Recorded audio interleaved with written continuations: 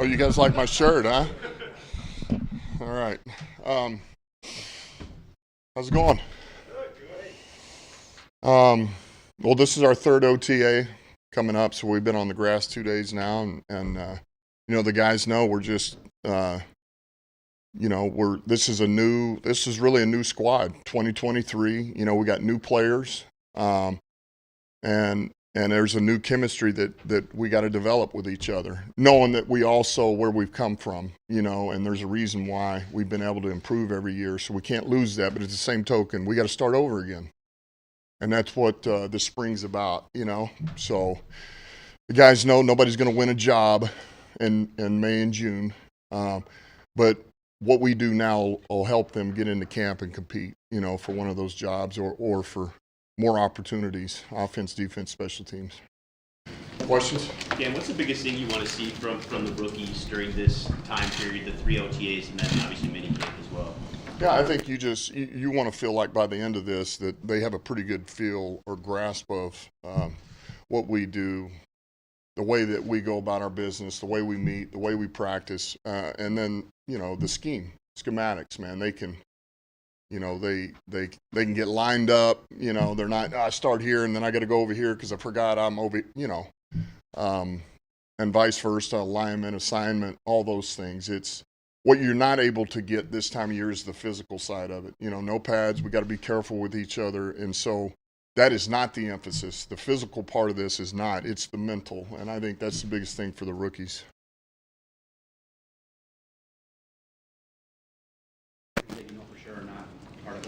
Yeah, Gibbs will be out there today, so he'll get back to work, and he's been good. We just, we're being conservative with it right now, but he's good. I mean, it was a low ankle anyway, but he's ready. So we'll see what he can do. A little Indy, and then depending on how he feels through the walk through the individual, then we'll see if he can take some team reps. No, we'll have a couple of guys out, but those are things that I know about. They're, they've got personal things going on, nothing major. We have a lot of babies right now, so some of that has to do with that. But we're good. We pretty much have everybody here, but a couple. So. Yeah, obviously, since Jamison in that situation, but what's the plan for him to keep him engaged? Obviously, you know what he's going through, but how's he looking? What's the plan for him? J-Mo? Yeah. Yeah. So here's what I'd say. We're already, there again, we're only 3 days in, but we've gotten a phase 2, which is on the field work, not against the defense. And now here we are, 2 days of, pajama party. And with that, we're already miles ahead with him. And we didn't even get this with him last year. He wasn't able to do any of it. So that in itself is like, man, just to be able to build from the ground up, not in the season and trying to, so he's already in, here we go, 3 weeks, 4 weeks, you see progress. And so I think that's just it. Let's get him better, He's got a lot of room to grow and develop, and he needs this time. So I think that's what it's about, man, is just we got to sharpen every little thing with him, sharpen the routes, sharpen all of it, like any other guys, but just get him as much time on task as we can at different positions, but also working with JG. And that's what we do. And then when he's gone, he's gone. And then when he comes back, hopefully we've built enough of a base and a core under him that he can step right back in and go. I guess. What areas have you seen growth from him so far? Because he did so little last year. And then part 2 is just given the suspension and I guess maybe some of the social media stuff as well. What do you tell him about that? What sort of concerns, if any, do you have about the maturity of the field? I guess. Yeah, no, I think some of the biggest growth is just in his routes. I feel like there's a little better route detail right now that I've seen over the last few weeks. That was kind of a point of emphasis. And he ran a couple of routes yesterday where, he's hitting the afterburner and then he drops his weight, puts his foot in the ground at about 18 yards and comes back to the quarterback. And it was, those things are pretty impressive because when you can use your speed, not just to take the top off, but, to put fear in the defense and then put your foot in the ground, and quarterback puts it on a rope. It's hard to cover. As far as the other stuff, look, he knows. he's gotten it from everybody. And so look, it happened. It's an emphasis on the league right now. It's a big thing. Our players know. You know, we've tried to hammer it home. Certainly, we did after that point. We've hit it 2 more times, and we'll keep doing it. But listen, it's happening. The suspension is happening, and so now what do we do? Move forward. You know, you're not going to be here, so in the meantime, let's get the most work we can out of you, and then. When you're out of the building, keep putting in the work, and when you come back, you'll be ready to play. So, but no, I mean, he's like any other player. We keep progressing. With a different level of depth, different level of continuity as well. What are the challenges with incorporating new pieces to just make sure that they get the work they need to while keeping that continuity and chemistry strong? Yeah, well, I mean. Look, all of that's a good thing because there again now you're raising the level of competition. That is, look, I go back to this too. You know, just because there's a reason why you acquire these guys early, right, in the draft, because you believe they can get it sooner than later. But they got to earn it now. I mean, Sewell earned it, Hutch earned it, and Gibbs has got to earn his right. You know, so does Campbell. He's got to earn his right, and I mean, we got good competition in all those rooms. But I think across the board, if you're Ben or AG, man, you got some pieces now that in that room, yeah, we got depth, but some of that depth may be starting in certain packages. That's the beauty of it, man. It's one thing to have the depth if you get an injury, but man, if you can keep everybody healthy and now, shoot, man, offensively, you got different packages. You add a tight end, now we can live in 13 personnel more.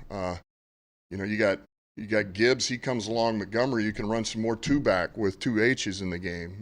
The receiver thing, you get J-Mo back. We got Marvin now. Maybe we go some 10 personnel, and so you just maximize your personnel, your roster. I mean, defensively, having Sutton, we get Mosley healthy, C.J. Gardner-Johnson.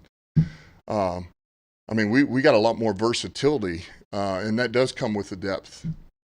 I know the backstory, obviously, with Calvin Johnson, but having your former teammate around for OTAs, I mean, what type of benefit was that, and just how's the energy around him in the organization? Listen, I can never say enough about Calvin. I mean, he was. I just go back to this. It was a short period of time when I was with him, but he was an unbelievable teammate, and I mean, for a guy that is a Hall of Fame player, in my opinion, obviously, all are our opinions. I don't know why I said that. But, I mean, he was the ultimate teammate, and those don't always go hand in hand. You would always love it to be that. But, I mean, this guy was, you talk about a grinder, a worker, mentally wanted to know it, did not want to let the guy next to him down, and you're a rare talent. I mean, that's just, guys like that, you want to do anything you can for. So to have him out here, there's a level of respect that'll always be there for me, but even our players, they know who he is. Anybody that's played around this game, they understand the type of player he was from a production standpoint. I wish they knew what kind of teammate he really was. I wish they had a chance to actually play with him. But it's good having him here. It is. He's it's good. It's good for us. Yeah, you're worried about too many accolades. Are you worried about too many accolades to the team already? You're the darlings of everybody across the country now, whatever. Are you worried about that affecting the team, and how is the coaching staff and you guys? Yeah, look, we're not into the hype. Like right now, everything's about the work, and it will be when we get to training camp. It goes back to what I said. We got a brand new team that we got to build from the ground up again. Yeah, we've got a foundation, but yet, man, we got to get the chemistry right. We got a lot of new faces. And all of that other stuff won't matter if we don't put the work back in. So that to me is the focus. I mean, we can't worry about what everybody else says, just like last year, we can't worry about when you lose 5 in a row that you're back in the dumpers again, because if you do that, then you won't win another game. And it's the same thing here. If we're going to really buy into that and not put the work in, no, we'll get our ass kicked. So that's not what we're going to do. Most of the coaches and a lot of the players seem to be frustrated with the new fair catch rule. Yeah. Is it discouraging, frustrating that the league doesn't listen to the actual coaches and people who are actually on the field when making these decisions? You can't, Stoney, be throwing this stuff out here at me. Yeah, highly frustrating. It's very frustrating. But look, I don't make the rules, and so that's a new rule. Then we'll live by the new rule. We'll find a way to adjust, adapt, and still get what we want. That's what you got to do. But I hate that we continue to take away from the game. That's what really worries me. We continue to bleed this league. If we're not careful, it won't replenish at one point. But listen, it's the rules, and we'll make do and we'll adjust. Rookies playing last year on defense, Dan, they've obviously got more experience now. But what does it mean when you add the kind of veteran experience you have in your secondary, plus Tracy coming back as well? How does that change what you're able to do when you have guys that have played that much football? Well, I say this again. It's these guys that we've added. Man, I tell you, yes, the production is there, but one of the biggest reasons the production is there is because these guys they're smart, instinctive, and very aware players. They got some skins on the wall, but the versatility they bring, I feel like we're going to be able to do a lot more things just with that back end. And I bring up there again, you already said it, but Sutton, you get Mosley back, and then having Ducey, CJ, with Tracy and Kirby a year later, man, it's a pretty good group. It's a pretty good group. And I love what we're intellectually on the field, what we're going to be able to accomplish. These guys are we've acquired them for a reason because they're all pretty tough. They're pretty aggressive. They're competitive. And they're going to challenge. But they also are smart enough to understand situational football, what we're trying to get done. What if we run this coverage? Can I get where's my help at? All those little things. I feel really good about that group, and we're not even to training camp yet, so I can't wait till we get pads on and we really get into, the nuts and bolts of it, but I'm pretty excited. Dan, it seems like rookie tight ends historically don't make a big impact in their first year. Someone who's played the position, why do you think that is? And expectations for your rookie. A lot about him to take him kind of high. Yeah, well, I think to me there's a number of things physically.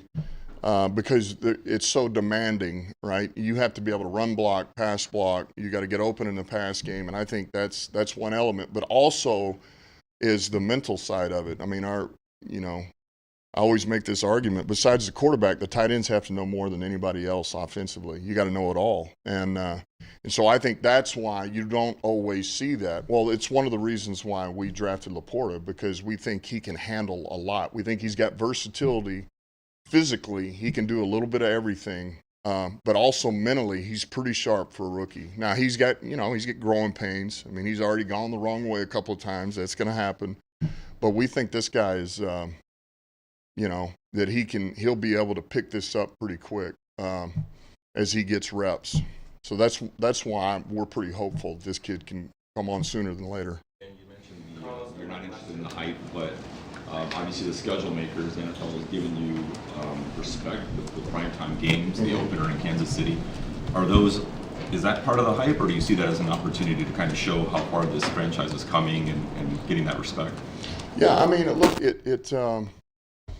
I would say all our guys are pretty excited about it because I think for us it's like, man, let's put the work in, and now we get to showcase all this work we put in on primetime. I think that's really the way we see it, and it's hard to truly answer what you're asking. I know what's out there. Our guys know what's out there, and there is going to be a fine balance here as we start getting closer to August. About, man, just let's stay in our lane. Let's worry about what's in front of us, what's in this locker room, and not worry about everything on the outside.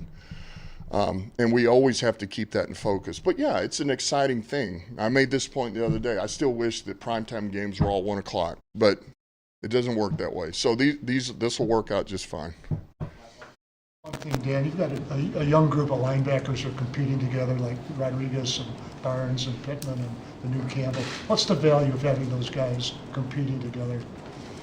Yeah, I think it's no different than any of the other positions. You've added competition in that room and depth, and you know, to be able to get Alex back, who there again kind of runs that defense for us. And here's the beauty of Alex: Alex can play Mike and Will, and so now it's about, hey, let's go Barnes, you know, let's go Campbell, let's go Rodriguez, you know, and you let them duke it out. We got Germ back, you know, and thinking about him, special teams first and foremost, but he brings a level of experience as well. So I just think there again, man, you're adding another guy who's trying to go in there and compete and help us win, and hopefully he's trying to earn a position. Well, with that, it's only going to put more pressure on the guy next to you to compete and be on top of your game. Yeah. Real quick, I mean, as much as you guys are working, you're having some fun too. What's the back? My wife found this. Hey, Dan, does that come in a... She ordered it, she goes, oh, this is the best. That's right, I'm going to wear this. Hey, Dan, does that come in a collared shirt for more formal wear? I don't know. We need to see. I'll ask her. Yeah. All good? Okay, see you guys.